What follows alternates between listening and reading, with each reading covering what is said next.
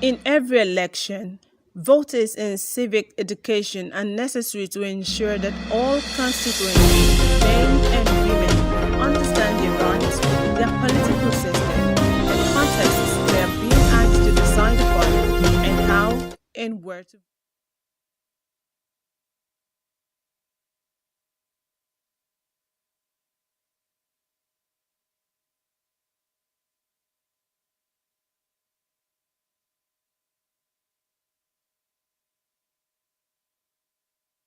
Welcome to Political Spectrum, coming to you live from the beautiful hills of Ibiakuran. My name is Francis Edet, and with me today is... Of course, I am Otabasi Tom, and this is where we keep our eyes open on all sides of the spec, left, right, front, center, everything in between, analyzing issues and bringing you facts as it happens in the political scene. And yes, this is the time where we get to talk politics. And if you are an interested person and politics is your game, of course, this is the right place to be. And we have a lot of issues that we are bringing to the front burner, issues that concerns you and I, and of course, the Nigerian people. Absolutely. I would like to mention that I have great news for you because from this week going forward, Political Spectrum will come your way by 10 a.m. Of course, 10 a.m. every day, and we do it for a special 1 hour and plus because you deserve more, and that is why we're here. Let's in the routine, we'll quickly start up with the update on the development across Nigeria in terms of politics, and then we'll dive in or settle on the main issue of discuss. We did mention before now on the show that we'll get a guest or a resource person who can tell us why it is constitutional or perhaps not for political or politicians to engage to get forms, nomination forms for one or two positions, to have a spare tire. So perhaps this doesn't work, they fall back on the other one. That will form our issue for discuss on the second part of the show. But quickly, let's start already. 2023 presidential election. That has been one of the burning issues. And then it appears that all is ready for the grand declaration of former Governor Godswill Akpabio and former Senate Minority Leader, who might any moment from now be doing the official declaration to join the 2023 presidential race on that the All Progressives Congress. Well, interesting stuff there. Let's listen to him.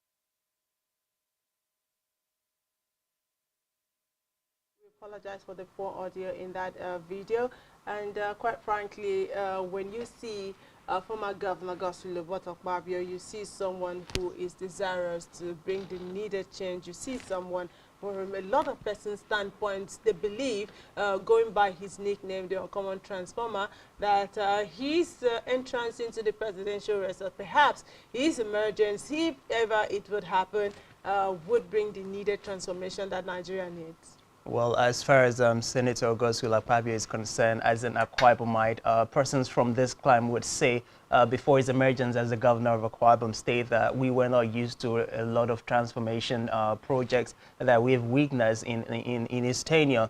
And then going by the antecedents and all of the things that he has been able to achieve during his time as the governor of Akwa Ibom State, and then during his tenure as the Senate Minority Leader, and of course, his present tenure as the Minister of Niger Delta Affairs, a lot of Nigerians would say this is one person who has the capability, this is one person who has the willpower to make decisive decisions, ensure that those decisions translate into policies, those decisions translate into infrastructural development that the people can actually see and benefit from. So if you ask Nigerians, we'll have Nigerians divide on two sides. One, that he has the capability, he has the ability, he has the political will. And then some other group of Nigerians will say, well, to a large extent, there's still always that criticism that he might not be able to deliver to the Nigerian people what we need presently? Absolutely, there's no one jacketed way of things. As far as Nigerians are concerned, as far as the world over is concerned, no group of persons will totally agree with a particular philosophy or ideology. It stands to be opposed.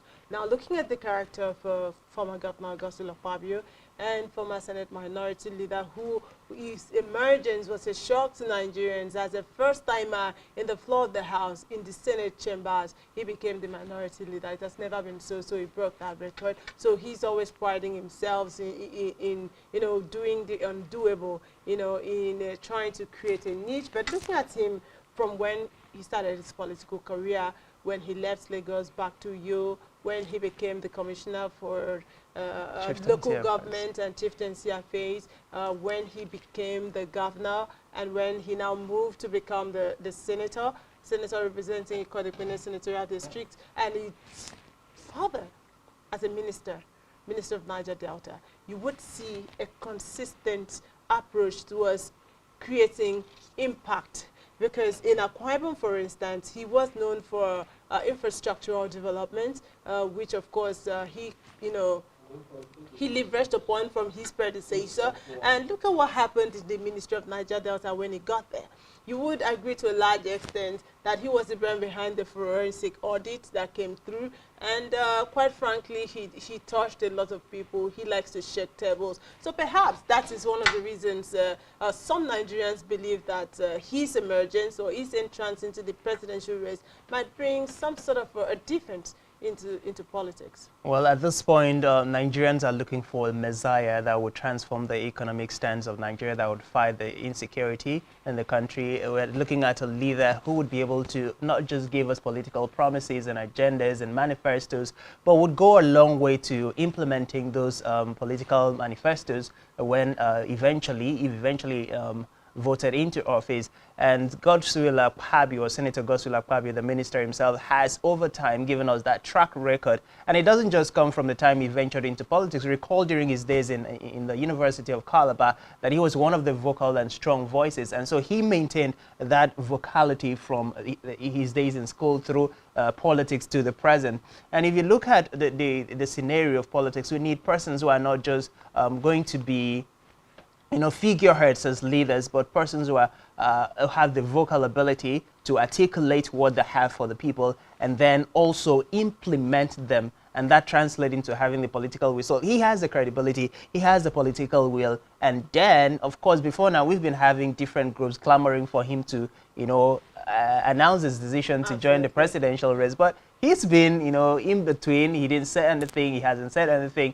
But we know that probably he was waiting for the right time to make that intention known. So we're looking forward to actually having him come out to say, yes, I am going to contest for the leadership position. Yes, we have seen from his supporters some strong key persons under his media team, put up posts on social media, posts with the tag like, are you ready for Godswill Akpabio? You see posts like, are you ready for uncommon transformation?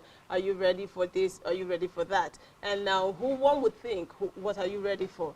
And are you ready for the grand opening? Though they have not specifically mentioned what they want the people to be ready about, but it appears that His Excellency is ready to break the news to the entirety of Nigerians. And we are waiting and we are watching. Yes, definitely we're waiting and we're watching, and we'll be delighted when the news finally comes out. And still talking about the 2023 presidential race under the APC, Minister of Labor and Employment, Senator Chris Ngige, has said that he would make a pronouncement on his journey to the presidency tomorrow. Ngige said this at the Akanibiam International Airport, Enugu, at a reception organized by members of the All Progressive Congress, APC, Southeast Progressive Forum. According to a statement made available by his media office in Abuja, the group is among the numerous other political and apolitical groups across the country urging Ngige to join the presidential race. A statement said Ngige, while addressing the crowd at the airport, said he had consulted widely and the time has come for him to speak. We recall that last December, he received a similar call from his brothers of the APC stock and some that have not practiced politics who came to his hometown, Alor, and pressure him to join the presidential race. He said, Ngige definitely addressing the crowd at the airport said, okay, he has finished consultation widely and he will speak when he is ready. Now, this is another strong voice within the APC, and the number and the list just keeps getting high and high, and you have a lot of persons anticipating what is who. I think at this point Nigerians are probably thinking or asking who next is going to announce his presidential bid within the APC. Well, we are in times where you see the number of persons that are joining the presidential race. And on a discussion with someone on the side over the weekend, the person was like, okay, now this is what is happening with all these persons coming in. Who would actually be voting? Who are the voters? And coming from the angle where INEC has said that we have a lot of invalid registration, and a lot of persons who have even successfully registered are yet to pick up their voters registration card. And who would be the voters with the influx of people throwing themselves into the race? Now, absolutely, I didn't see this coming, but I know that Minister STVNg has been one of the frontliners of trying to, stand in between the federal government and ASU in the ongoing strike. He has been very concerned with issues as bothering Nigerian universities. At all points, he has tried to exonerate himself. He is one minister that has said categorically and emphatically that all his children will study in public universities, public tertiary institutions here in the country. So he has not sent any of his child outside the country to learn. So he's interested in the workings of on how successful the educational sector might be. So coming from this angle, maybe he was trying to create a roadmap that might lead to this declaration, because quite frankly, we should hear more of the Minister for Education talking, but we were hearing the Minister for Labor and Productivity. Well, I think it is a good thing that is coming from his office, because as the Minister for Labor and Productivity, you therefore understand that if the academic environment, if the school structure is not favorable to churning out the level of competence that is required in the labor market, then you're going to fail as a Minister for Employment. And of course, he wouldn't want that. And then it's a commendable thing that he has chosen to, send his children to the public universities, which also may be the reason behind his fighting for the educational sector to be something of great importance compared to other nations of the world. And yes, Giga has been a strong force politically, and at this point in time, I don't think anybody should be shocked or surprised at the number of persons coming out to vie for the office of the President of the Federal Republic of Nigeria. And going by the statistics released by INEC, I believe that with the political structures put in place and the different political parties, at the end of the primaries, at the end of all of the political processes, we're just going to have one person carrying the flag for each of the parties. So whether or not we have 100 persons coming and campaigning for the presidential ticket, at the end of the day, once the one person who emerges with the ticket becomes a party flag bearer, every other person is going to fall in line, and therefore we still would have enough persons to vote. Yes, we'll still have enough persons to vote, but so to a large extent, a lot of Nigerians are concerned with issues of governance, because all these persons that have possibly purchased the forms, it's 44 million naira. That is not beans.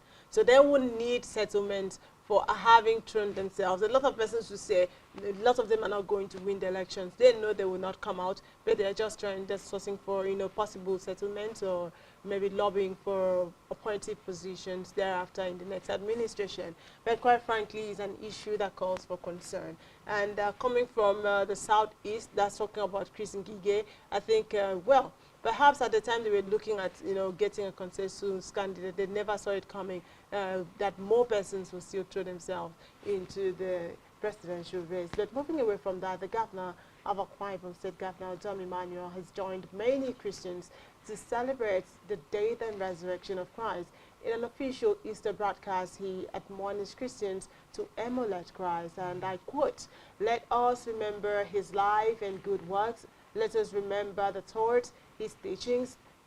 He lifted the sight of humanity to the boundless glory of eternity. He gave hope to the poor, he gave courage to the weak, and he gave health to the sick and the infirm." Now, one person that I know, one political leader that I know that loves to preach is Governor Gabriel Odom Emmanuel. And of course, at every fara, he seizes the opportunity to, perhaps because he comes from a religious background, he's a deacon in as much as the title, he does not want it to continue. So he's doing a lot to, try to get Christians to have this Christ-like attitude. But one thing I noticed about that speech was that the governor was more, you could sense from the speech that he was more, would I say, loving, because the word my dear Quibomite and all of that repeated quite a number of times, quite a significant number of times. So maybe at this point, let's listen to him.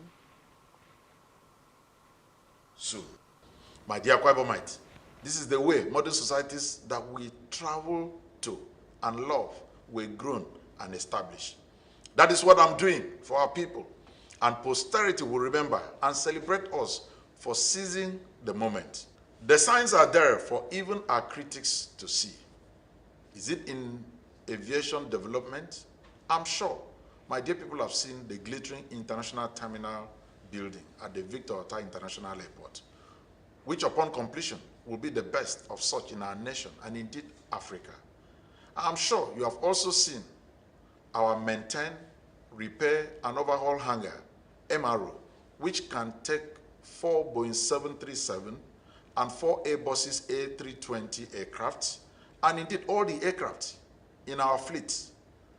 A giant project which is almost 85% ready and is expected to be commissioned soon.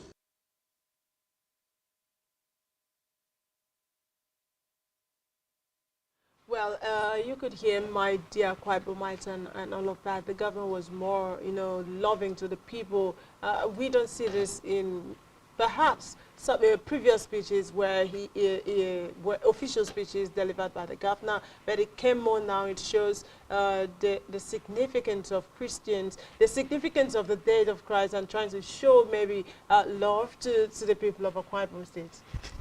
Well, the governor has always been known to be a very emotional person sometimes when the situation calls for it, and this is just one of those situations. I mean, it would take a very hardened person to not be touched by the sacrifice that Jesus Christ made for all of mankind.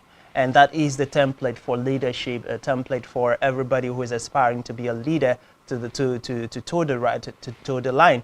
I mean, recall the situation during the Easter period where you had Jesus wash the feet of his disciple, and then you bring that to the political terrain and ask yourself how many politicians would actually go the length of reducing themselves to serving the needs of the people, and not just politicians, leaders as well. So it's general, from politics to the religious leaders to the traditional leaders, who these days are also, called to imitate the presence or the persons of Jesus Christ. So a lot of persons would key into the emotions of the day, and that is exactly what the governor did. I mean, calling for peace, calling for unity, calling for an end to violence, to hate, to all forms of ethnic divide and issues that may raise violent among the people. So it's a great thing, and I can't quite commend the governor for taking out that time to not just speak to the people this time around, but speak passionately from a further point of view. That is the word, passionately. I think it is for the word that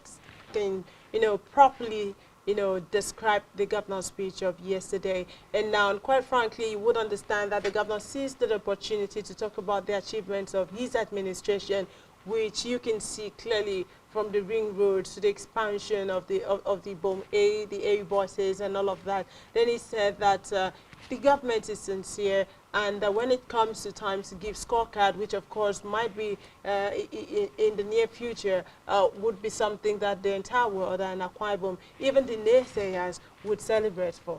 Well, we're waiting for that as Akwa Ibom people, and indeed the whole Nigerian community is waiting for it, especially considering the fact that he's also an aspirant for the presidential seat come 2023. So a lot of Nigerians will want to, see his scorecard and get to see evidence of, what he's saying, and not just him giving the scorecard, but being able to trace the scorecard to the infrastructural development, to the different entities or businesses that he has kickstarted for the state government. And of course, that would to a large extent further extends its credibility as an aspirant. And of course, that will also build up the minds of the Akwa Ibomites to further impose confidence on him as a person, whether or not he wins the presidential ticket for the party. Well, is there a season of declaration of interest to join one political position race or the other, regardless of the political parties? So, from the All Progressives Congress, the immediate past National Secretary, Caretaker, Extraordinary Convention Planning Committee of the APC, and the former Minister of State for FCT, Senator John Akpan-Odoyedere, has thrown himself into the governorship race of Akwa Ibom State under the All Progressives Congress. This happened on Saturday when he declared his intentions to contest for the Akwa Ibom State governorship elections under the platform of the All Progressives Congress, APC.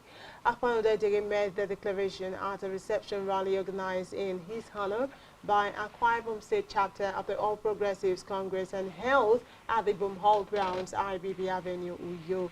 Well, one interesting point there was that he chose to adopt some parts of the blueprint project of former Governor Obong Victor Ta, to maybe push through and maybe give credence to. And then also he said he would empower Akwa Ibom sons and daughters in all states, in all local governments of the state, 1,000 persons each, and then mobilize them with $1 million to start off a business and be self-reliant. Now, we hear these promises all the time.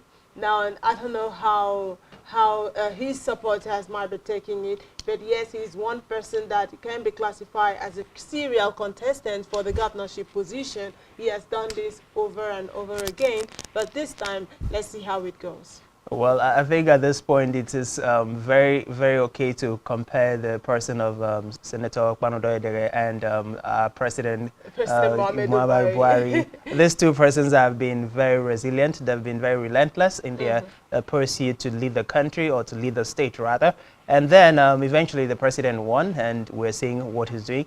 And of course, back here in the state, we've seen Akpan-Odoyedere consistently vying for the position and consistently losing out. And this time around, there's a lot of momentum, there's a lot of support coming from the APC. But then some parts of Akwa Ibomites will be arguing about the credibility of the APC right now to contest for election in Akwa Ibom State, about their readiness to win come 2023 because of the internal rank or the internal crisis within the party. Recall that not too long ago we were talking about the different factions in the APC. You have the factions of the Senator Godswill Akpabio, and you have the faction that stands with Mr. Akpan-Odoyedere. And so these two factions for APC, a lot of Akwa Ibomites, a lot of persons believe that for APC to be able to consistently be able to make significant impact, or even to win or take over power in Akwa Ibom State come 2023 and take over the helms of affairs, it is very critical for the factions to be at peace. It is very critical for the party structure to be united. And unless that is seen, a lot of persons will still think that Akpan-Odoyedere's declaration is a little bit, it's very fragile at this point. Well, there is no, I don't know whether the endless issues of who controls the party structure within the All Progressives Congress would anytime soon come to an end, because we've seen a back and forth with that. We know that the Austin Ekanam-led chairmanship was inaugurated recently, just before they went on the convention, and immediately after that we saw that particular structure was dissolved, and it led to the emergence of the STVNg led chairmanship, which of course was also inaugurated by the new chairman of the All Progressives Congress. Now the case is already in court. Look at the time that the All Progressives Congress they have between now and maybe perhaps before the end of the scheduled timetable by INEC for the conduct of primaries by political parties. You see that they don't have a lot of time left. Now you have two persons controlling the party in the Akwa Ibom State chapter of the All Progressives Congress each at this time, there should be an understanding within the party. Even the grand reception was done by a particular faction of the party and not the entirety of the people from the All Progressives Congress in Akwa Ibom State. One would wonder where the party is heading at this point. Well, the proverbial saying that a house divided against itself cannot stand is just going to play out here. And I think it's about time, Nigerians, Akwa Ibomites would say it's about time that the APC put its house in order if they intend to go into serious business come 2023. And without doing that, then we're just going to see them lose or, miss out to the PDP in the state or any other party, as the case may be. So one would expect that at this point, Senator Okpano Doedere and Senator Godswill Akpabio would come together, and their supporters will each come together. The national leadership of the APC will come together and settle the internal crisis, come to some level of agreement, some level of compromise where the party interest becomes paramount or becomes the priority other than the individual interest. Because what is playing out now is just the interest of two strong leaders playing out to the detriment of the interest or the overall interest of the party. Well, I feel at this point, if the leadership of the party at the center can call these two factions together and maybe get a compromise. I mean, it didn't take up to 24 hours for the president to resolve the internal crisis within the All Progressives Congress at the national, because we could see a battle for structure between the Buni-led Keteka Extraordinary Convention Planning Committee and the new one that came up to do inauguration. We saw a major, we saw, would I say, a miracle that happened within hours, and then Buni came to acknowledge and then stand by whatever the swearing in that was conducted within the time span that it was on a medical leave. But then why does it take such a big deal to get Akwa Ibom resolved? There was a reconciliation committee set up, and which was supposed to reconcile some aggrieved faction, diverse interests within the political parties, even before the convention. If that had failed, okay, what happened during the convention?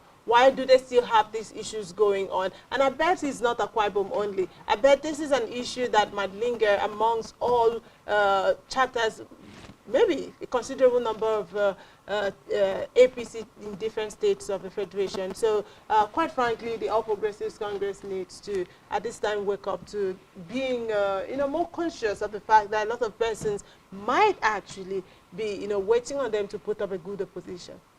Very well. Everybody at this point is looking at the political terrain, is looking at the body language of the politicians, and asking questions and hoping that answers will be given.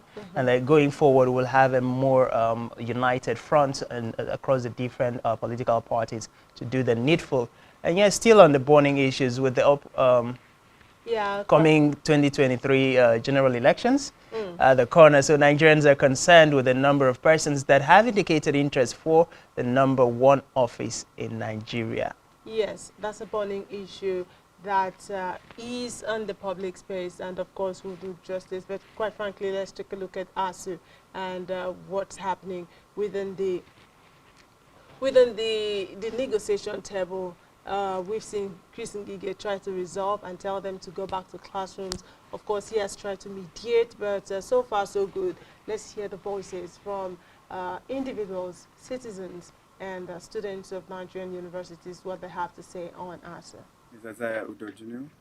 Concerning this ASU federal government issue, I don't really think ASU in a way is doing a very bad thing, because actually they need this agreement to be made by the federal government for the teachers, the lecturers should be able to get their salaries and every other thing.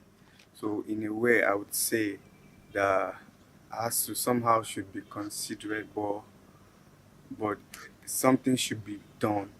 They should have an agreement of a date that federal government is going to meet their need before they go back to school, or probably go back to school. And after that date, if the federal government fails to meet their need, they have to call back to strike. My name is Unyume Cyril. Well, concerning the ASU strike, I don't think they are doing any bad thing, honestly. You would agree with me that as much as students are being kept in the house, lecturers themselves, they need this money to take care of their families. They have wives, they have children, they have different businesses they need to take care of. So if the federal government does not pay them, how do they meet up this physiological needs. It is very, very important. And then secondly, I would like to advise the student, my darlings, don't stay at home. Since we don't know when they are calling off the strike, go and learn a trade. Go and learn a skill. Maybe fashion designing, it could be hairdressing, could be cobbling of shoes. It could just be anything so that you don't waste your time staying at home and waiting for the federal government. It's even a plus for you. So by the time they are done with their different disagreement and agreement, you're going back equipped. You're going back more productive. Get a little machine and so while you're getting your money and take care of yourself in school. That's all I have to say. Hello, good morning. My name is Emmanuel Nieti, level 300 student in the University of Uyo. I want to say that this ongoing ASU strike really affects we students. Take for example, I got admission 2018. I'm supposed to graduate this year, but here I am, still in level 300. It doesn't really make sense for us, we students. Just like the Minister of Education for State have said, why is ASU going on strike when they will be paid later on when the strike is being called off? So you can see that it is we students that are suffering this. We want to get back to school as soon as possible. So we just wish in the coming days that ASU and federal government, they should be able to find a solution to this strike. Dr. Chris Ngige have said that strike is not the only option for ASU to be taken, which I agreed with him. So ASU should just please, for the sake of the students, pardon us, call off the strike, and let's go back to the classroom so that we can graduate on time, because time doesn't wait for anyone. Thank you. I'm Prince Joseph Orok, a final year student. On this ASU issue, I would say ASU should please try and liaise with the government and the federal government. If there is any way they can at least try and reopen school, that students should go back to school. Like now, I'm in final year, and what's my position now? Because I don't really know. How long will it take for me to finish my clearance, my project clearance, and now go to service? It's something I sit back and think, because it's dragging me, like kind of dragging me back. So I will plead with the federal government, please, if there is anything you can do to save us from this stress we are going through. Most of us are going out a day to learn trade. Yeah, it's good for us. But at the same time, let's just finish school and know that we finished what we started. We've finished that step, and now we are taking another step. Please, this is what I would talk to the federal government. Just try and help us, the students. Thank you. Okay, I am Edidion Martin. For this ASU strike issue, I would like to plead with the federal government to please find a middle ground with ASU, no matter what it takes. The only reason ASU would be embarking on a strike is if the federal government has not met with their own side of the bargain, and they've all been complaining about that. So I'm going to plead with the federal government to find a middle ground. If they can't handle everything, 60% goes a long way, at least so that these lecturers can go back to working and the students can go back to school. A lot of them are wasting their lives. So some of them are wise enough to learn a skill, but some of them are going to be involving in vices. Youth restiveness would be all over the place, armed robbery and all of the things. So please, the federal government needs to have a sit down and talk with ASU. They need to talk about this and try as much as they can to, have a middle ground. A little show of faith would go a long way. That's all I can say. Well, welcome back. This is your Political Spectrum, reaching you live from the beautiful hills of Ibiakuran here in our Ibom State. And yes, we are live on Facebook and on YouTube with the handle at Spectrum Television. And you can do well to join us and connect. Let's get to hear your opinion on that. That was a topical issue, a burning, pressing issue. As far as Nigeria is concerned, as far as Nigerian students are concerned, they're interested in when ASU and federal governments can come to a middle ground on this, and maybe for students to get back to school. When it comes to the issue of ASU, I think at this point in time, all Nigerians are, in the same line of thoughts. All we want is for ASU to get back to the classroom. All we want is for students to get back to the classroom. And of course, this cannot happen without us and the federal government coming to some level of compromise, so some level of agreement and understanding.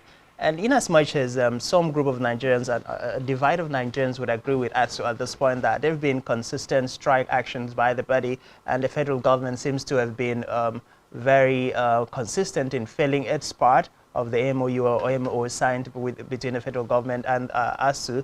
At this point in time, Nigerian students want to get back to school. The Nigerian parents are crying for their children to get back to school. And of course, the federal government is also asking that ASU should get back to school. And in as much as the federal government have made a couple of moves to ensure that the requirements or the things ASU is requesting for is being taken care of, they've also come out to tell us that the federal government cannot handle all of the requirements, all of the criteria, all of the issues that ASU have brought up and is responsible for the current strike action. However, if I want to speak as from the sideline of the students, I think we've had enough of ASU strike, and we've had enough of students having to stay at home idle doing nothing, and we've had enough of parents having to pay for the mistakes that they are not responsible for. I recall that presently, regardless of the fact that students are on break, the house rents are still counting, and of course, by the time the strike resumes and probably maybe 1 year is gone, let's say, no landlord is going to say, oh, you didn't live in the house within that 1 year, so you can continue living for the time you were not around. So at the end of the day, it is the parents who suffer, it's the students who suffer, and it's high time for both ASU and the federal government to come to some level of compromise. I mean, it will require a lot of commitment on the part of the federal government, and that's what Nigerian parents are asking for right now. That's what Nigerian students are asking for, and I want to believe that that is what ASU are also asking for. And so at this point, it would be just ideal to do the right thing and do the needful. I like the fact that I include that that's what ASU is asking for, because interestingly, they have come up at different times to say that yes, they are on strike. Yes, it's not as if they don't feel the pain, but they have to do this not just for themselves, but for the entirety of Nigerian students who deserve a good learning environment, who deserve to have a standard education, but other parts would say, other persons or another line of thought is that they are doing it for some selfish reasons, because they've always talked about, okay, federal government have dropped some nature for 2 billion naira to eliminate revitalization. Okay, now talking about the UTES and all other issues that is relating to just the academic staff of Nigerian universities. Some persons would believe that is selfishness on their part. Some persons would believe that it is uncalled for and that they will need to get back to school while the federal government will continue to work on these things. Well, in as much as a lot of persons will say it's a selfish move by ASU, other group of thought would believe that is not selfish, because it takes the welfare package for a teacher or a lecturer to be committed to his job. If the welfare package are not properly taken care of, if the welfare issue are not properly taken care of, and then the infrastructural issues are not properly taken care of, then the study environment is not going to be conducive. And when the study environment is not conducive, the lecturer cannot function, the students themselves cannot function. I mean, we've had issues where students go on campuses protesting lack of light, protesting lack of water within the university community. And these are issues that ASU are working towards putting an end to. And so one might be, in as much as there could be an element from some point of view that, I mean, ASU is fighting for its rights and privileges. But then some other group of thought or school of thought will not, or cannot negate the fact that whatever ASU is asking for, one way or the other, is to the advantage of the Nigerian students. Absolutely. And when you agree on that fact, then we could all, unitedly tell the federal government to do the needful. Regrettably, the thing is, they are intertwined. Now, even if a lot of persons will see the demands of us on federal government as being selfish or self-centered, you would agree to a large extent that if the lecturers are comfortable, if the lecturers are being well paid, if the working conditions for the lecturers are, is improved upon by the federal government, by their employers, you would agree that it would have an effect on the educational sector. You see that if they are able to take care of their family, their needs, and their major concerns, they will put in their all into research and, impacting knowledge on Nigerian students. Then also issues like sorting, exam malpractices, and some other academic fraud would reduce at a drastic level. It would greatly reduce, and then is that the impact will be seen on the lives of graduates who will be coming out, because we've heard a couple of times, even coming from the Minister for Information and Culture, like Mohammed, who said recently that Nigerian graduates are not employed, but they don't have a basic skills with all of that. But this still boils down to what the tutor, because they are not like Nigerian students are daft. It's because the knowledge that they need to strive has not been impacted on them. So if the lecturers are comfortable, it will be a lot easier to impact this knowledge, and then we have fully baked graduates come out that will be employable. Well, like the minister would say, the Nigerian graduates are not employable. They lack skills. They lack, the necessary technical know-how to be employed or gainfully employed in the labor market. If we have to trace the fault, it goes down to the academic environment. And if we have to set out the issues and sort it out perfectly or absolutely, then it has to also come from the academic environment. And like you rightly mentioned, we cannot sort out these issues without taking care of the welfare. It all boils down to that one thing. Absolutely. And so within, if we have to compare, you see a Nigerian student who is within the Nigerian universities, and possibly we've seen situations where somebody graduated with a first degree and barely could make a 2-1, and the same person travels out of Nigeria and becomes a first-class graduate. And then you begin to ask questions, what actually happened between, studying in Nigeria and now studying outside that? The same person who could barely get 2-1 is now a first-class citizen. And then you trace it down and you get to know that apart from the level of education, this person probably may have suffered one or two setbacks because he or she may not or could not, bow to the whims of sorting or resorting to please his or her lecturers for some reason, because the person knew where he or she was going for, and rather settle for a 2-1 than sought to get to a first class that wouldn't really amount to anything. Yes, we'll take those voices again before we still dive into another issue of public interest. So don't go anywhere. Political Spectrum will return after now. Please stay.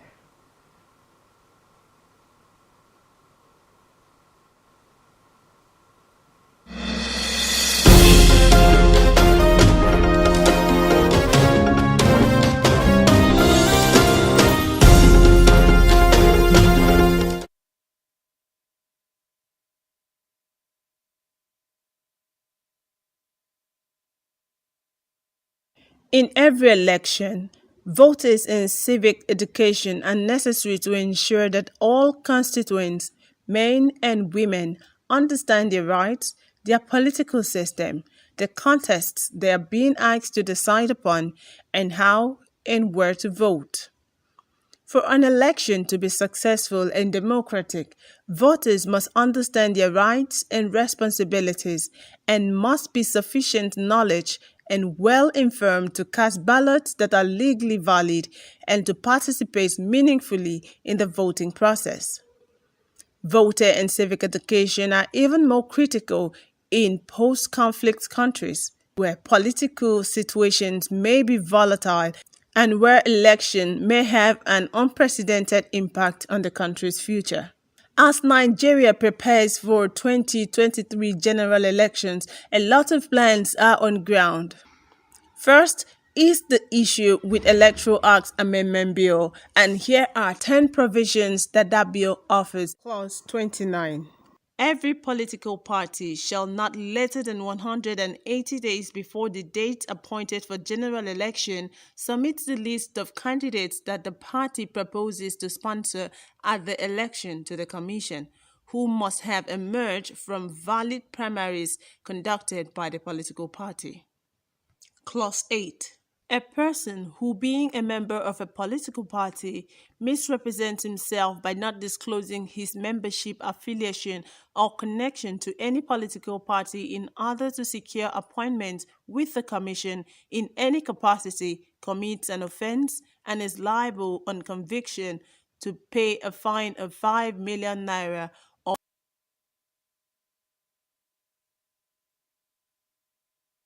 Clause 94. The period of public campaigns by political parties has been extended from 90 days to 100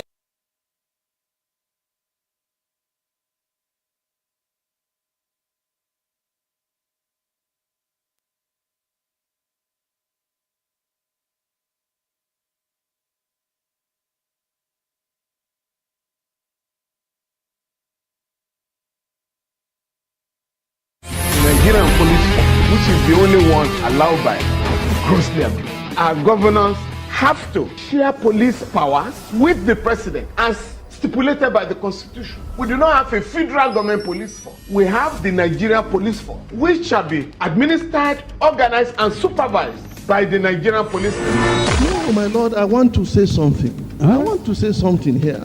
Perhaps it might also enlarge the scope of people who should be invited here for examination. My lord, if we cannot find those who literally murdered Abiola, who are those people who could be said to be the beneficiaries of the death of Abiola? Rogers has linked you with some of the killings he did. He never did. He linked you with the attempted murder of Hebrew. He did not. My lord, the Matters Council is leading the evidence in our matters. Is this an adversary proceeding? It's not, my lord, but we can't be talking about cases which are in court. Is this an adversary proceeding? It's not, my lord. These cases are in court, my lord. I'm just reminding you, lordship. My lord, sorry, my lord, I think I'll be in cross-examination. Legally Speaking, a program that deals with legal issues and questions we face as citizens of this amazing country, Nigeria. Legally Speaking. Join us every Friday from 5 p.m. to 6 p.m. for Legally Speaking. In every election, voters in civic education are necessary to ensure that all constituents, men and women, understand their rights, their political system, the contests they are being asked to decide upon, and how and where to vote. For an election to be successful and democratic, voters must understand their rights and responsibilities and must be sufficient knowledge and well informed to cast ballots that are legally valid and to participate meaningfully in the voting process. Voter and civic education are even more critical in post-conflict countries where political situations may be volatile and where election may have an unprecedented impact on the country's future. As Nigeria prepares for 2023 general elections, a lot of plans are on ground. First is the issue with Electoral Act Amendment Bill, and here are 10 provisions that bill offers. Clause 29. Every political party shall not later than 180 days before the date appointed for general election submit the list of candidates that the party proposes to sponsor at the election to the Commission, who must have emerged from valid primaries conducted by the political party. Clause 8. A person who, being a member of a political party, misrepresents himself by not disclosing his membership, affiliation, or connection to any political party in order to secure appointment with the Commission in any capacity commits an offense and is liable on conviction to pay a fine of 5 million naira or imprisonment for a term not exceeding 2 years or both. Clause 94. The period of public campaigns by political parties has been extended from 90 days to 150 days before polling day and ends 24 hours prior to the day. Clause 65. The bill confers INEC with the power to review declarations and returns made under questionable circumstances to keep returning officers in check and ensure full compliance with electoral guidelines. Clause 34. The new bill addresses a lacuna in the current electoral law, which was manifest in the 2015 governorship elections in Kogi State, where a candidate died before the result of the election was announced.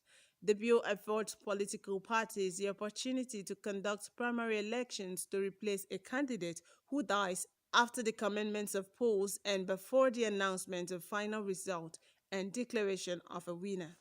Clause 51. According to the bill, overvoting occurs when the number of votes cast at an election in any polling unit exceeds the total number of accredited voters in the polling unit. With this new provision, total number of accredited voters will become a determinant factor in the validity of votes in an election. The outdated determination has been exploited by politicians to manipulate electoral outcomes. Clause 47. The bill makes provision for electronic accreditation of voters using the smart card readers or any technological device as may be determined by INEC. Clause 54.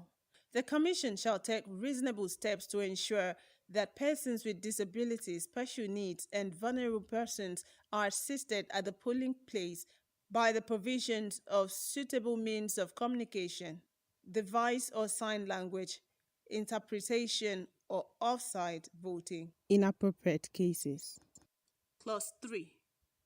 The bill strengthens the financial independence of the Independent National Electoral Commission (INEC) by ensuring that all funding required for a general election is released not later than 1 year before the next general elections.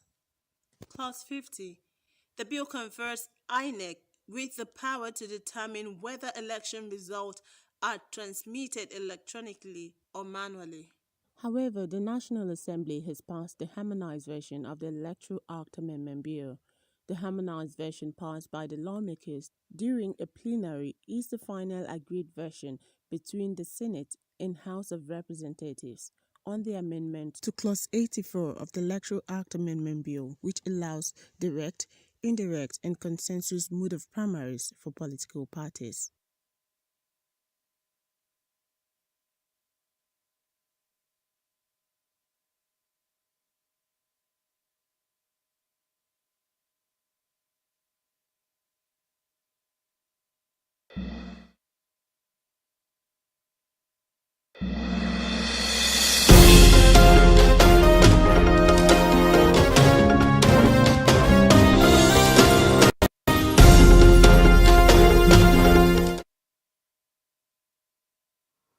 Welcome back. It's still Political Spectrum. Any of you just joining us, you can connect us on all the socials as spectrumtv.ng on Facebook, YouTube, and of course Instagram to join the conversation. And of course, it's political time is that part of the year, that time of the season where we get to talk virtually everything about politics. I have with me still on set, the adorable Otobasi. Well, talking about the season and time, yes, I did say before now that it's a season of declaration. It's a season where politicians are at it again. They are making promises and they are making consultations at the moment to see who or how they can actually lobby their way into becoming the flag bearers of various political parties. But that being the case, we have seen that quite a number of persons are not so sure of their position. They're not so sure of what the position they're vying for. We've seen politicians, opt for 2 different nomination forms, most likely for the presidency and then the Senate. So there's always a room for a soft landing. Then most times when this happens, you see that peradventure they miss this, they fall back at this. One would stop to wonder, how real or do we need to get to this? Is this the height of desperation for power? It is a concern at this moment. Well, Nigerians will always have concerns, and as far as politics is concerned, you could never naturally actually say that this position is certain or is guaranteed just because you've picked the form that you're going to become the party flag bearer at the end of the day. And so because of that uncertainty, lots of politicians will want to have a plan A, a plan B, and sometimes a plan C. So in the case of an eventuality where plan A fails, they fall back on plan B. And if plan B happens to fail, they fall back on plan C. And if all the plans fall, well, unfortunately, they will still have a way to remedy the situation, which is, of course, the compensation scenario that we've been talking about, that a lot of politicians just get to buy the form knowing full well that if they fail to, carry the tickets of the party, they stand to be compensated by whoever comes into office or whoever, carries the ticket of the party. But then at this point in time, like you said, a lot of Nigerians are very careful when politicians are talking about their different manifestos and the different campaign promises. Take, for instance, you've had the likes of Apanodede telling us that he's going to give 1,000 persons, a startup capital across the 31 local government areas of Akwa Ibom State. That is a very huge amount of money. That's almost like an unrealistic promise if you want to go by a section of Akwa Ibomites who are thinking aloud right now. And then talking about that amount of money to the different local government area. Yes, we know that these businesses, the money might be there, or government might have a way to provide the money, and then they may also have a way to get the different persons from the different local government area. But the questions that Akwa Ibomites would ask is, what is the structure put in place to ensure that if you're giving somebody, for instance, $1 million to kickstart a business, that business idea is workable, it is attainable, is going to be sustainable? And if these businesses are not going to be sustainable, how do you now hand over money to somebody you definitely know that is not going to replicate that money and possibly give room for other people to also benefit from such scheme? And then there's another area when you're talking about empowering thousands on a daily basis from across the different local government area. You also have to look at the buying power of the persons within the different local government area. Already, if the buying power of the people are not equivalent to the number of businesses either offering products or services within a particular location, then that business is definitely not going to thrive. So before coming out to make promises, it is critical for political office holders to tell us the modalities, the structures that they have put in place or they are planning to put in place to ensure that the promises, the manifesto they are dishing out to the Nigerian people, to the Akwa Ibomites, is actually going to be implemented. Because without those structures being put in place, without thinking out those structures now, that you're telling us the manifesto, you're telling us your campaign, or giving Akwa Ibom people the campaign promises, then you are going to fail. And when you fail in such campaign promises, it's still going to draw Akwa Ibomites back to the same place where we've had several politicians dish out such lofty ideas and then nothing gets done. Now, the truth of the matter is no politician is imported into this country. They have been in the system. They have most likely been part of the system for a longer period of time, and they understand the workings of politics and how governance is administered in Nigeria. With that being established, you would say that you cannot excuse anyone for coming up to say, I would do this, without critically analyzing that issue, without critically looking at how possible the implementation of that promise is. Now, we've had over time before now, politicians come and said to make high scraper. One that has really been trending in recent times is the promise made by the All Progressives Congress in 2015 general elections. They said they were going to curb insecurity in Nigeria in 6 months.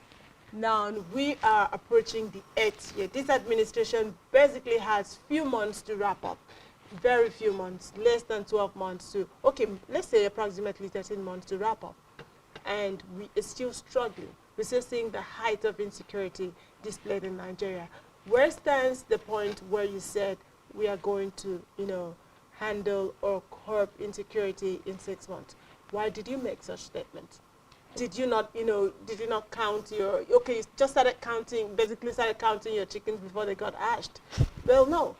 But well, General Muhammadu Buhari, retired, now president, civilian president, has been in the military. He understands the workings of the military. He knows what it takes to handle insecurity. So before coming out to say such, or even if it were a manifesto of the political party, before even accepting to say such, should have considered what it would take him or how the proper strategy he wants to use to curb insecurity. So for you to say that and then not being able to replicate what you said goes a long way to show that perhaps we're just saying things to, get people excited and then, have your way with the vote and all of that. But critically looking at what Senator James Akpan-Udoide said on Saturday during the rally, you would understand that it goes in line with President Muhammadu Buhari's Anchor Borrower scheme, all this social investment project of getting people, giving grants out to trade the money and all of those things. And basically, if you look at it, one should learn from the errors found in those schemes. Now you are coming up to tell Akwa Ibomites that you will give out 1 million naira to 1,000 citizens across all local government areas.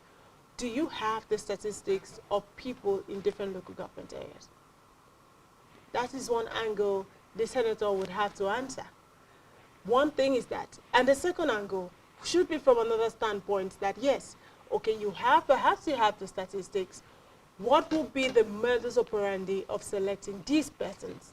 Or is it going to be another political settlement for the All Progressives Congress members, or not even the entirety of the All Progressives Congress, or the Osnick and them led chairmanship of the All Progressives Congress in Akwa Ibom State? Is it a political settlement? Is it a promise for the All Progressives Congress? Is it a promise for Akwa Ibomites? What would be the mood of selection? Akwa Ibomites should be able to get answers and not just jump at every promise made at this point, because they are like people in duress and they may not actually remember any of these promises that they have made to the people. But far from that, you would look at the issue of soft landing. Well, The issue of soft landing, like he has said so, perhaps he's also nursing the fact that he might not at some point emerge, considering the struggle for party structure within the All Progressives Congress. He might also be looking at another position that might land him maybe an appointive position, so that at the end it's always about staying in power. well, whether or not it is about staying in power, I like to believe that at this point the five mites are a lot more wise, a lot more intentional in asking questions and getting to know the kind of leaders that they're going to vote into office. I recall during the the pandemic period, when the Akwa Ibom state government, like every other state government, had to distribute palliative materials across the 31 local government area within the state. We had issues surfacing on the internet where there were accusations and counter-accusations, and the government was being blamed of being partisan in the sharing of palliative.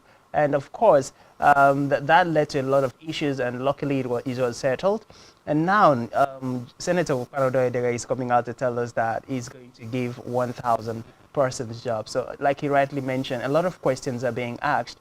And in as much as those questions are not being answered directly, if you go into the social media space, you find questions arising from that rally. And lots of persons are asking if really Senator Ukpanodoedere is going to be able to do this. What are the structures that he has put in place? What are the modalities he has put in place? And how sure is he that if he's given the mantle of leadership for the Akwa Ibom people, that he's going to be able to deliver that? Those are questions that are not yet been answered. And yes, with the factions between the APC or within the APC, the chances of having the APC lead Akwa Ibom State critically, truthfully speaking, come 2023 presently is very slim, because unless the crises are being settled, then we cannot authoritatively say, or the Akwa Ibom people cannot say that APC is ready to fight the PDP and other parties within Akwa Ibom State. Francis, APC does magic, because we thought it was, at a point it was impossible for them to achieve a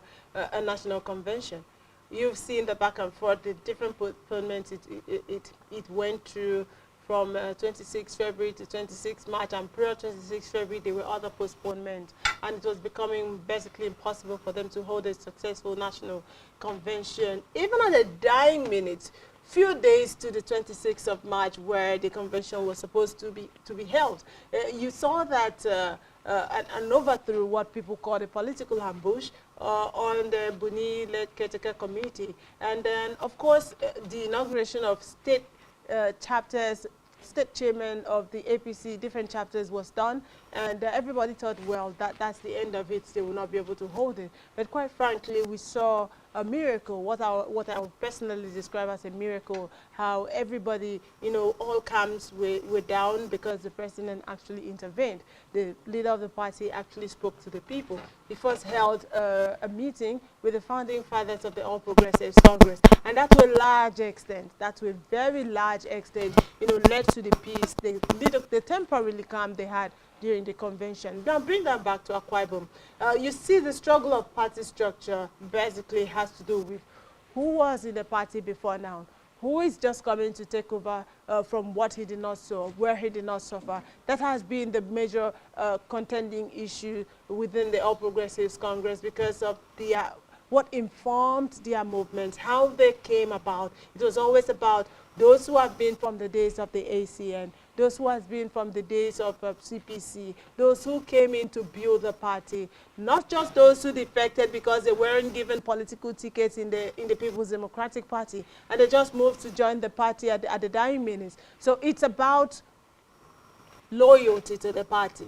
For a long time, it has always been about that. So I think if the same issue is being done, if the leadership of the party, either Abdullah Yadamu, the current chairman of the All Progressives Congress, steps in and brings in all these key factors, key players in the Carbon State All Progressives Congress, both those that have been from inception to those who are just joining, bring them together to get to see how they can, come to a compromise on issues of party structure.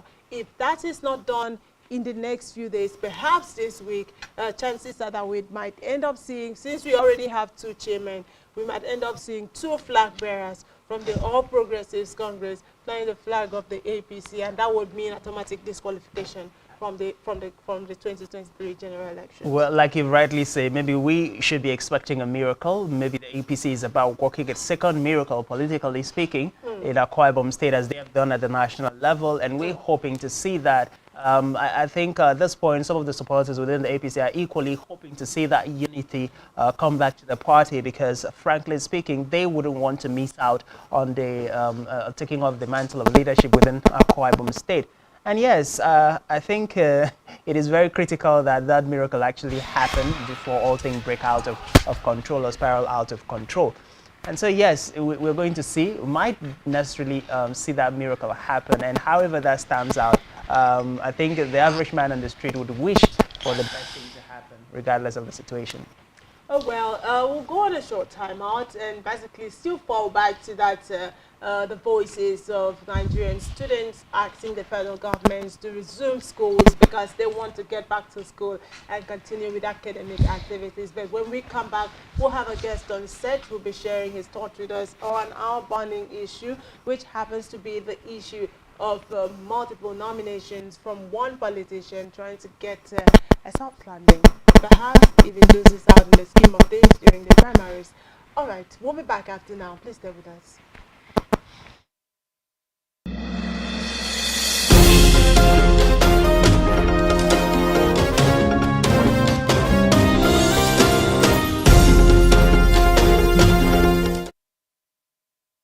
Okay, my name is Isaiah Udojunu.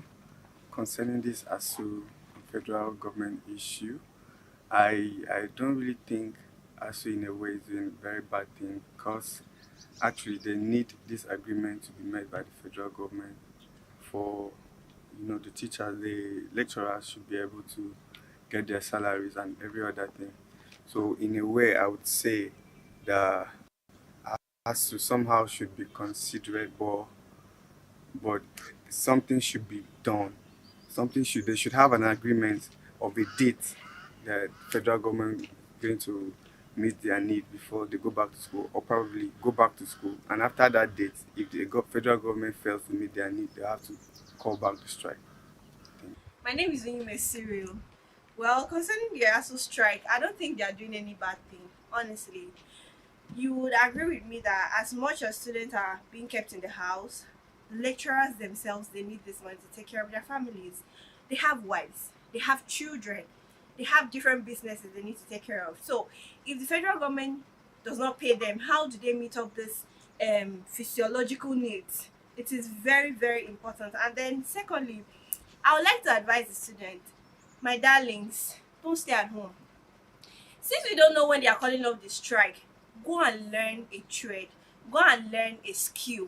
Maybe fashion designing, could be hairdressing, could be cobbling of shoes. It could just be anything, so that you don't waste your time staying at home and waiting for the federal government. It's even a plus for you. So by the time they are done with their different disagreement and agreement, you're going back equipped, you're going back more productive. Get a little machine and so while you're getting your money, and take care of yourself in school. That's all I have to say. Hello, good morning. My name is Emmanuel level 300 student in the University of Uyo. I want to say that this ongoing ASU strike really affects we students.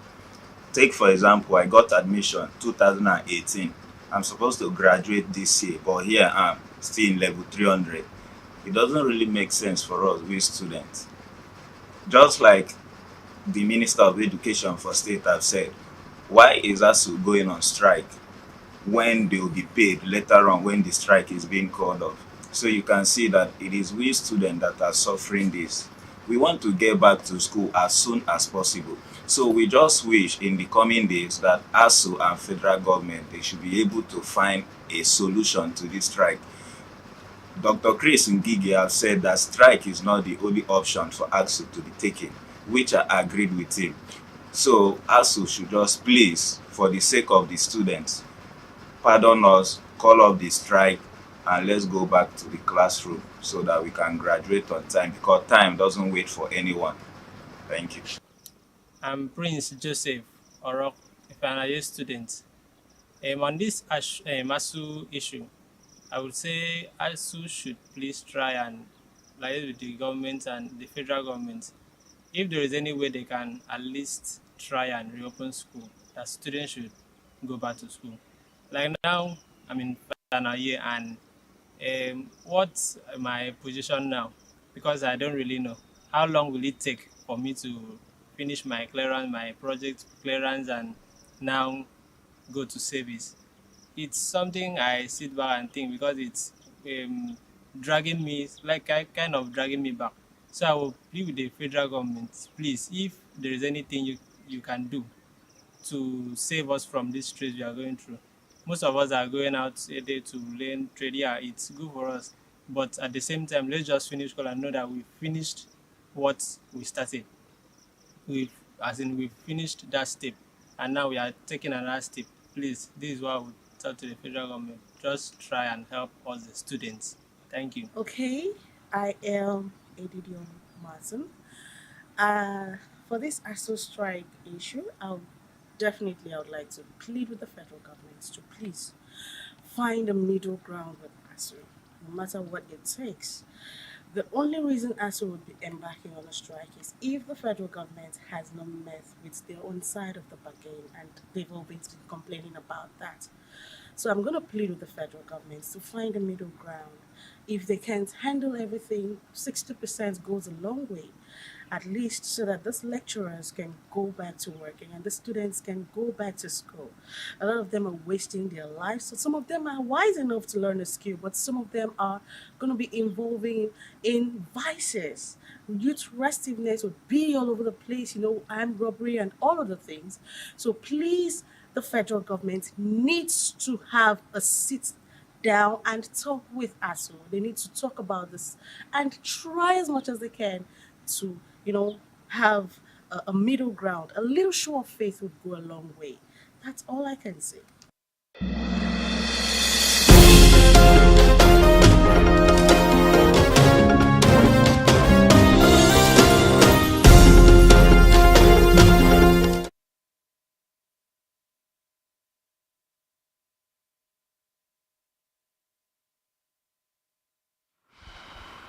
You're welcome back. Yes, this is still Political Spectrum, reaching you live from the beautiful hills of Ibiakuran. And yes, we are on the part where we have exclusive sessions with some prominent persons and guests alike that would respond to some sensitive issues that are begging for answers. And in this case, we're talking about politicians politicking as we draw near to 2023 general elections. The idea of getting a spray card nomination form, perhaps the first doesn't click, then you have something to fall back on. And then again, we've always had issues like with special reference to what former President Olusegun Obasanjo said, that Nigerians should not vote for some politicians who believe that some group of persons gathered together, raised for money, and then got them nomination forms. And of course, that's the beginning of lies and insincerity from their angle.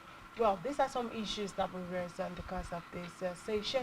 And then we have been joined by Prince Esema Joseph, Esema Special Assistant to Governor Dom Emmanuel on project monitoring. So great to have you on the show, sir. It's nice being here once again. Thank you for bringing me around. Yes, nice to have you back indeed. So, first question though, before we get into the issue of the day, how was your journey down here? Journey as to what? To the station. Okay, it's very interesting. We've seen some gully erosions on the way. We've seen work in progress.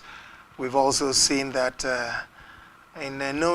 before the rains really come on us, we should be able to tidy up the erosion works on the express that leads from Itam Junction to Ikritam. Well, on that thought, now that you mentioned, let me quickly, get clarifications on this. I'm sure you were part of the team that got here with the Governor, His Excellency Governor Emmanuel, on the 21st of January during the official commissioning of Spectrum Television. Yeah, I was here. Okay, then I assume you were aware of the speed of light and the speed of sound that was supposed to be doubled to get the Biakuran road fixed.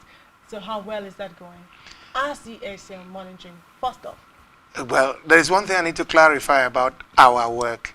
Our work is that we have about 100 or plus of SA, as special assistants, that are in charge of project monitoring.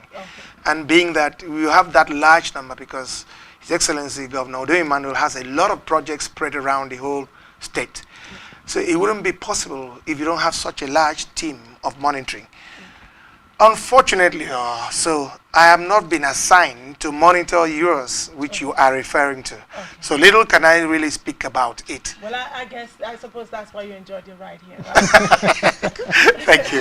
Well, it was intentional because we needed to understand how you felt about getting to our station, especially with the rainy season and all of that. But let's move away from the project and get to the issue of the day. So we're talking about politicians vying for different political positions and the concerns of Nigerians, that we have one person, for instance, vying for different positions in the case of having two options. What would you say about such scenarios? It's actually very strange to me, and there's this adage or cliche that is fondly used around that when you want to see a new thing happen, it would happen in Nigeria, and such is always applied when it has to do with negative things. I can't imagine an individual having to vie for two positions at the same time. You should be able to be focused and go for what you want. Are we doing lottery? Is now service, political service now lottery, where you now have to do pick this one or you pick this one? It shouldn't be. I totally condemn it. Well, talking about condemning such a move, I'd like to dwell on the Kwabon politics and the emergence of, or the aspirations of Governor Dom Emmanuel. And like I made reference during the opening, on the statement made by former President Olusegun Obasanjo on issues of having people or warning people against supporting or voting aspirants who assume that some group of persons gather together to get them nomination forms. What do you make of that statement? That's very exclusive to former President Olusegun Obasanjo. He's entitled to his own opinion. In fact, even in the Yoruba land where he hails from, I know that when you want to select people to assume leadership position, it's not the individual that would.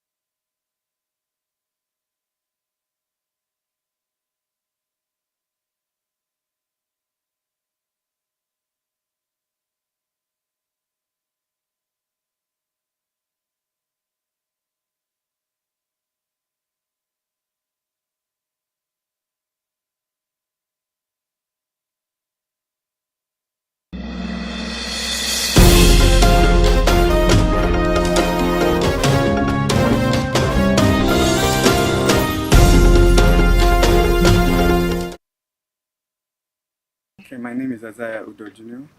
Concerning this ASU federal government issue, I don't really think ASU in a way is doing a very bad thing because actually they need this agreement to be made by the federal government for the teachers, the lecturers should be able to get their salaries and every other thing.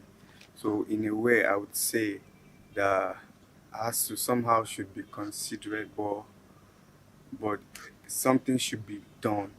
They should have an agreement of a date that federal government is going to meet their need before they go back to school, or probably go back to school. And after that date, if the federal government fails to meet their need, they have to call back the strike.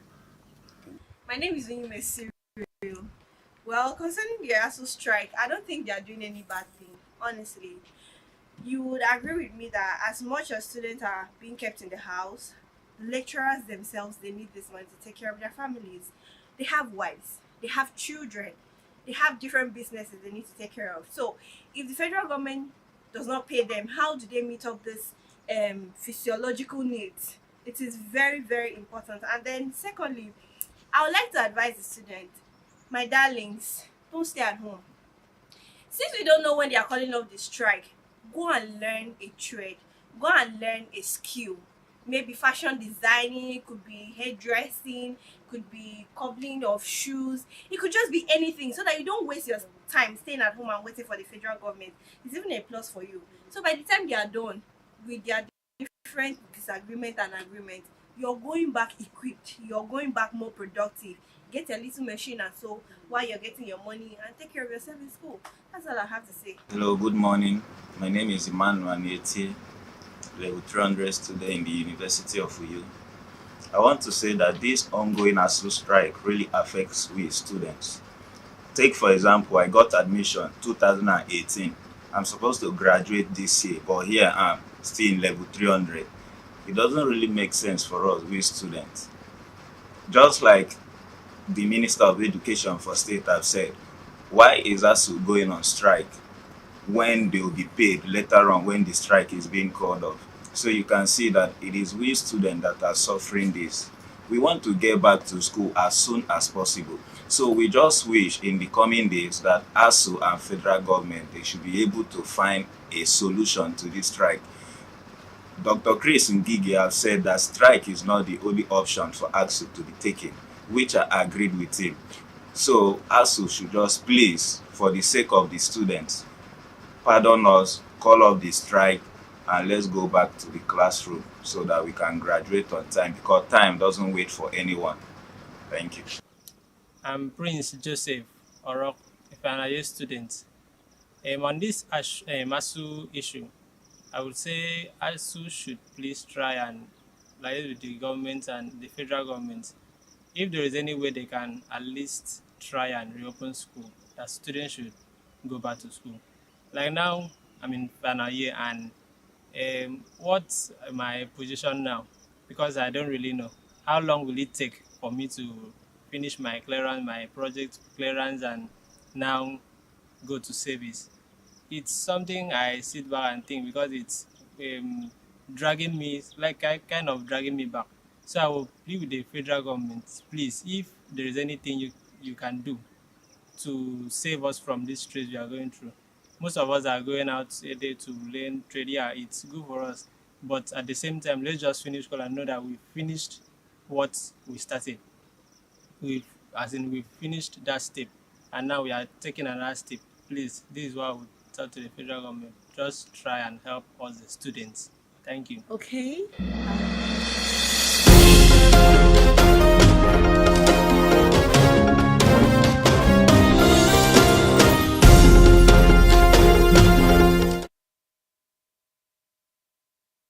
Welcome back, and we sincerely apologize for that breaking transmission. And yes, we're back, and we'll just quickly wrap up with this conversation because we have utilized our time, quite frankly. And Honorable, let's quickly, land on our conversation with Obasanjo's opinion as to purchase of nomination forms by groups to aspirants. Yes, I was to explain that even in Yoruba land, when you, it is the people that come to select their leaders, those to serve them. And I think that transcends beyond the traditional institutions in Nigeria. It has come to the political stage now, where people would have to know, yeah, Madam is doing well, we should ask her to serve us in a bigger capacity. And we come to beg you, we come to persuade you, we come to motivate you, we come to encourage you that you've got all that it takes to serve in a bigger place. And therefore, we can go the miles to procure and make way for you, procure forms if there are forms, or make way for you to be able to go and serve us where we've asked you. It is not a strange thing for a group of people or a community to rise and say that this person should come and serve them in a higher capacity. It's not at all. Well, judging from His Excellency Governor Emmanuel's jump or recent consultations, because we have seen he started consultations in full force, one would say that he was already prepared for this, or maybe perhaps he saw this coming. I don't see it from that light. I rather would see it that this is a man that is filled with performance. There's no way he would want to wait. Where is the time after all? There's no time. The next month we're having the primaries in place. And you want him to wait and still contemplate whether the people that ask him, including me, to go and contest as President of the Federal Republic of Nigeria are serious. If they weren't, why would they go and spend that much money to buy forms for him and then come to him? He didn't go to them, they came to him. You know, he came from, his angle came from the human rights radio brigade. Quite frankly, human rights, they have the money.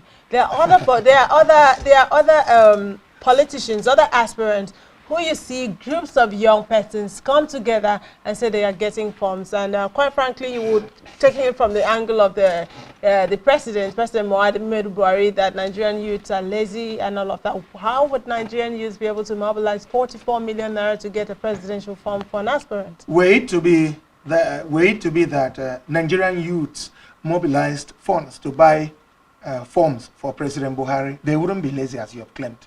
They wouldn't be lazy. They would have done marvelously well. Now that the youths have mobilized money, cash, to buy forms for some other person they feel is more competent to replace President Buhari, there you have the condemnation. Back to Governor Emmanuel, who will soon become the President of Nigeria. He is the right person to deliver Nigeria from the catastrophe we passed through for the past getting to 8 years now. There is no other Nigerian that will be able to serve this country. We draw the example from what he's done in Akwa Ibom State. Everything that man touches comes out right. Name one that he has touched and it has not come out right. And good enough, he starts from the cradle, he starts from the scratch. So he gets everything worked from the scratch to fruition. So that's the kind of person we want in Nigeria, to lead us right. Nigeria is already so backward. It is already so doomed. But there is a person that is going to revive Nigeria, and that is Governor Emmanuel. Well, a lot of persons would argue that fact, because there is also some argument within the Akwa Ibom State community that most of the project that the governor is started to have executed successfully are not actually being put in place. Now, as a person within the cabinet of the governor, would you say that these other elements of Akwa Ibomites are not saying the truth? It depends the perspective they are coming from. You rightly said it's a project. And project is not just, even like computer, it takes a process to process information.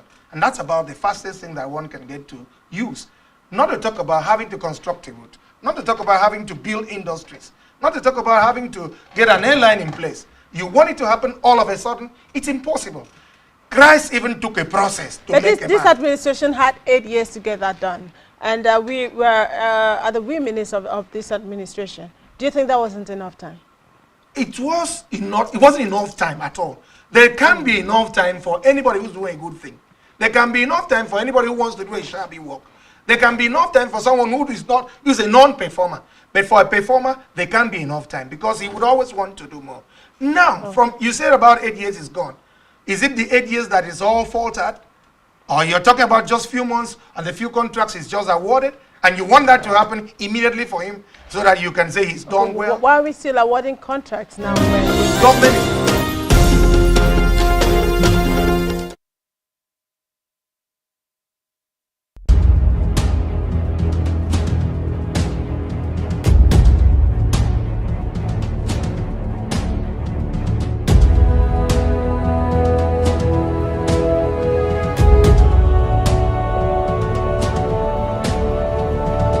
Spectrum TV, broadening your horizon.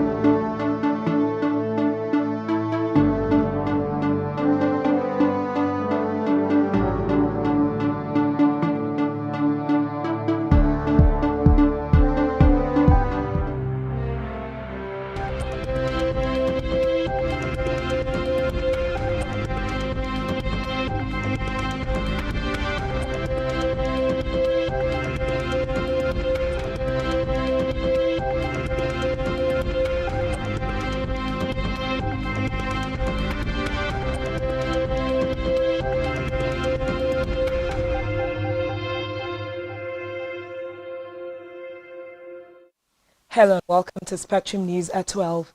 I am Uyai Anekan, coming to you live from the beautiful hills of Ibiakuran. Let's take a look at the headlines. Presidency vows to end terrorism in Nigeria. Vice President Osibajo hopeful Nigeria will be peaceful again. China reports 3 dead in latest COVID outbreak. Details of these stories and more in a moment.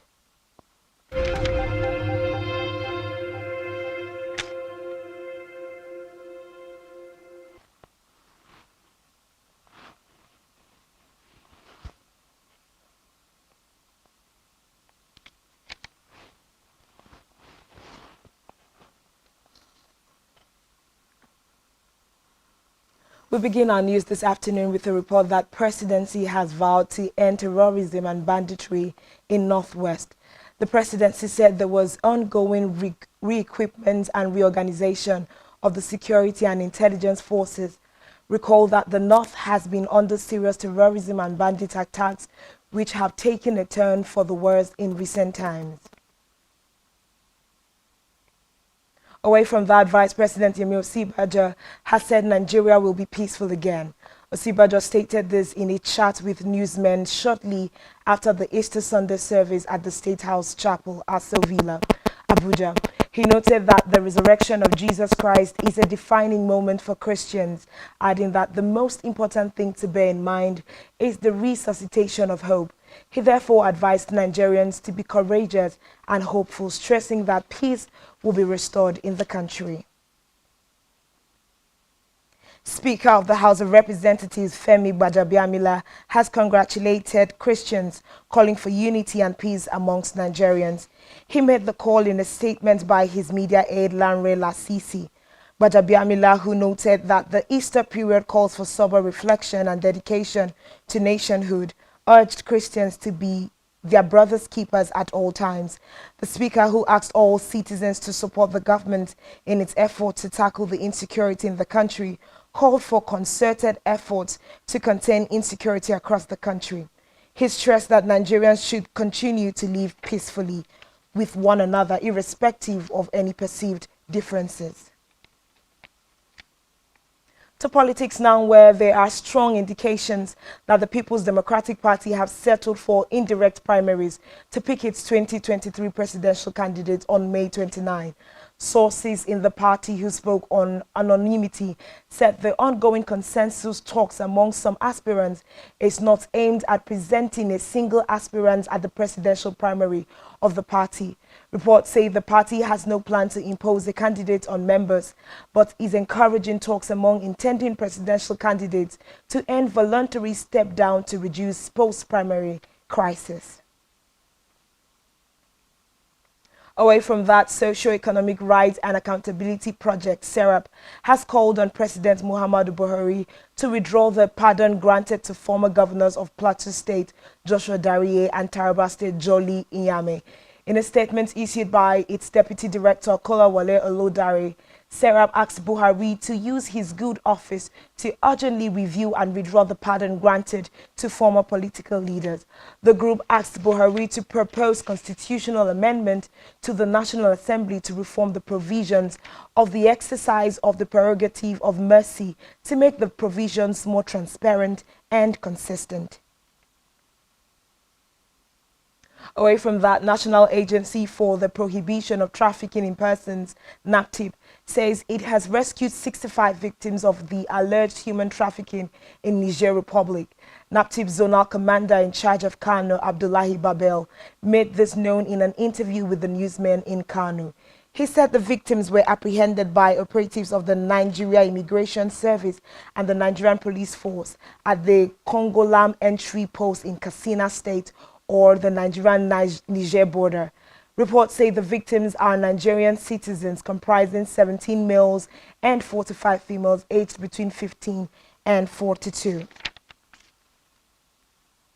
Meanwhile, National Drug Law Enforcement Agency NDLEA has intercepted large consignments of cocaine at 3 major international airports in Port Harcourt, Abuja and Lagos and arrested 7 traffickers. NDLEA spokesman Femi Babafemi in a statement explained that the drugs were being smuggled by Brazil-based drug cartels before the attempt was foiled by the operatives. Reports say 5 suspects were arrested at Port Harcourt International Airport, while 3 were arrested during the inward screening of passengers on board Qatar Airline flight QR1433 from Doha to Port Harcourt.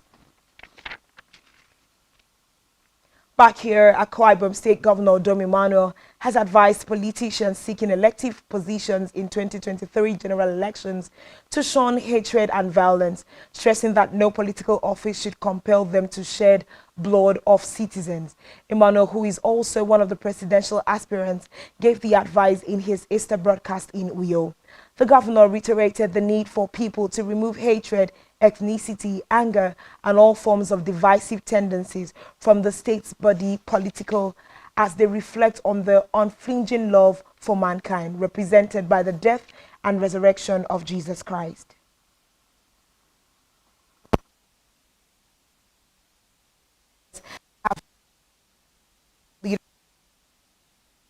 Struggles in the state.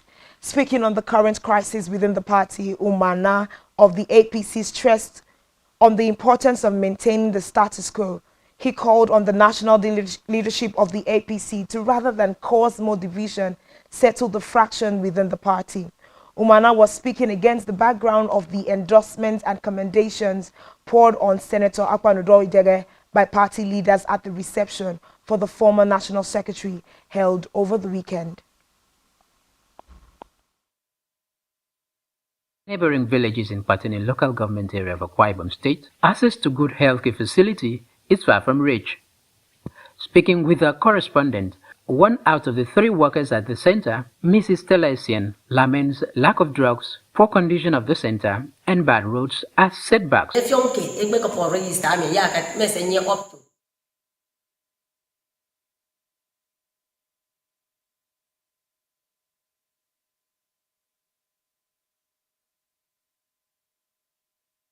Still in Akwa Ibom State, health workers at the primary health center Ikorobong, in local government, have appealed to the state government to rehabilitate the only health facility in the area and construct an accessible road to the center.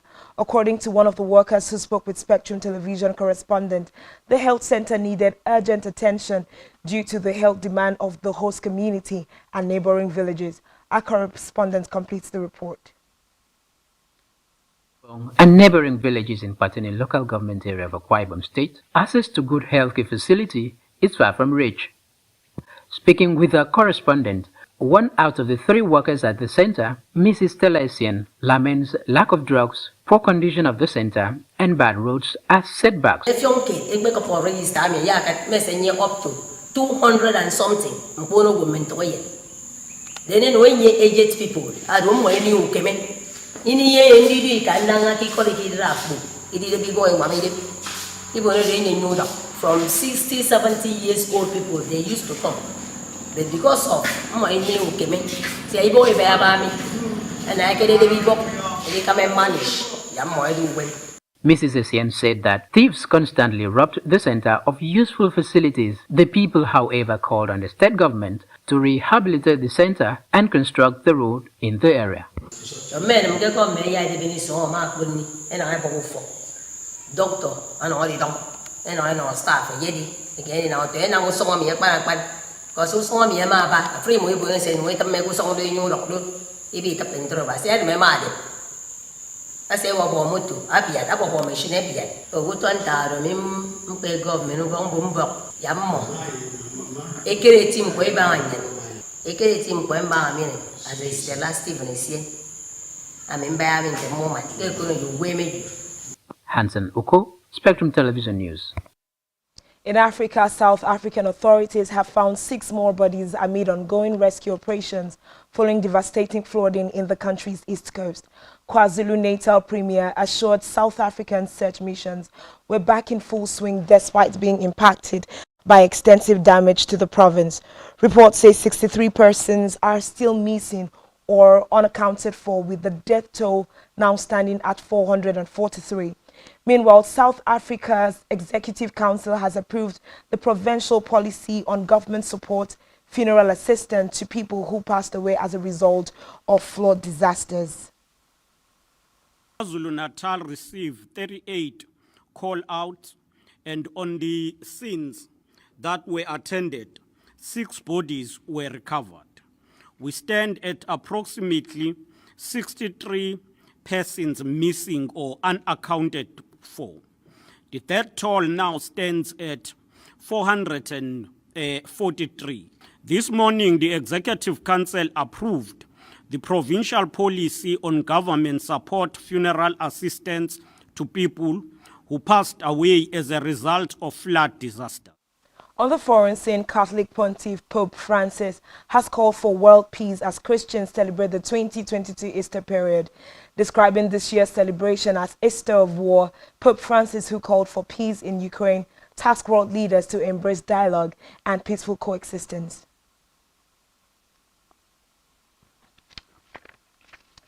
Still on the foreign scene, Ukrainian Prime Minister Dmytro Kuleba says defenders of the besieged city of Mariupol will fight to the end against Russian forces. Despite an ultimatum from Moscow asking fighters to give up, local officials in Ukraine said Russian forces have announced they will stop anyone from entering or leaving the city. Although capturing the whole of the city is seen as a major strategic prize for Russia, Kuleba added that the port city has not fallen and Ukraine forces are determined to hold forth. No, city still is not fallen. There is still our military forces, our soldiers, so they will fight till the end. And as for now, they still are in Mariupol. Meanwhile, China has reported that 3 people have died from COVID in Shanghai for the first time since the financial hub entered lockdown in late March. A release from the City Health Commission said the victims were aged between 89 and 91 and unvaccinated. Shanghai officials added that only 38% of residents over 60 are fully vaccinated. These deaths were the first COVID-linked fatalities to be officially acknowledged by authorities in the entire country since March 2020. The city is now due to enter another round of mass testing, which means a strict lockdown will continue into a 4th week for most residents. Still to come in the news.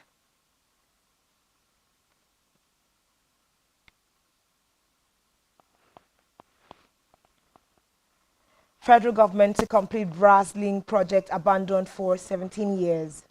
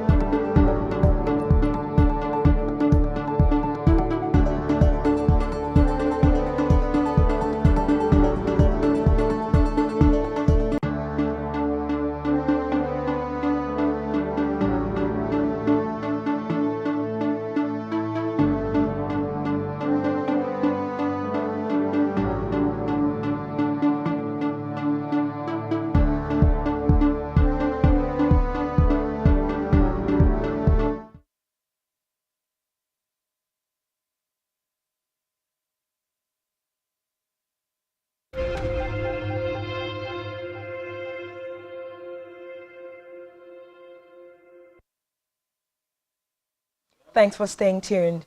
Now on business, the Minister of State for Petroleum Resources, Timipre Sylvia, has said that the federal government is due to complete the multi-billion-dollar Brass liquefied natural gas project that had been abandoned over 17 years ago. Sylvia, who stated that the government was looking for investors to revive the stalled gas project, spoke during an inspection of the project site in Tuon Bras, Bayelsa State. The minister, who inspected the Bras LNG site with the management of the Greenville LNG, an interested investor in the Bras project, said the federal government desires to complete the project because of the manifold economic benefit it would bring to the nation. Director General of the Standards Organization of Nigeria, Farouk Salim, has said that no one is tracking importers of substandard goods in Nigeria. Salim said this in Lagos during a stakeholder sensitization forum tagged Standards Save Lives, Grow the Economy. He added that the essence of the sensitization with stakeholders was to communicate and share views on how to make businesses more efficient. Salim attributed the high rate of insecurity in the country to the importation of substandard goods. The Nigeria Center for Disease Control said the country recorded a continuous downward trend in the spread of COVID-19 infections and a decrease in the number of samples tested across the country in the past week.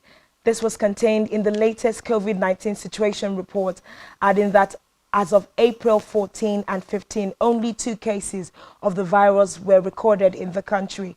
In the situation reports, the agency stated the number of samples tested decreased to 68,911 from 83,642 reported in week 13. And in sports, Nigeria's under-17 girls maintained a good position for the final round of the African qualification series for this year's FIFA Under-17 Women's World Cup after a convincing 4-0 victory over Egypt at the MKO Abiola National Stadium, Abuja. Defender Taminunu Adeshina flashed a shot into the side netting in the 13th minute and another shot above target in the 20th minute followed. Then Ajakie scored the 4th goal of the qualifiers with an angled shot that beat goalkeeper Habiba El Feha fair and square in the 28th minute. Both teams clash again in Cairo on April 30th. The winner will most likely play Ethiopia in the final round of the series for a ticket to the FIFA World Cup in India. Still in sports, Kenya and Zimbabwe will be included in the 2023 Africa Cup of Nations qualifying draw on Tuesday in Johannesburg, despite being banned by FIFA over government interference. Confederation of African Football (CAF) spokesman said that the 2 countries were included in the hope that the bans will be lifted not later than 2 weeks before the first match due in June. Should Kenya or Zimbabwe fail to have the suspensions lifted, the groups they are placed in will shrink from 4 nations to 3, with the top 2 finishers still qualifying for the finals. And that's all we have for you at this time. Do ensure to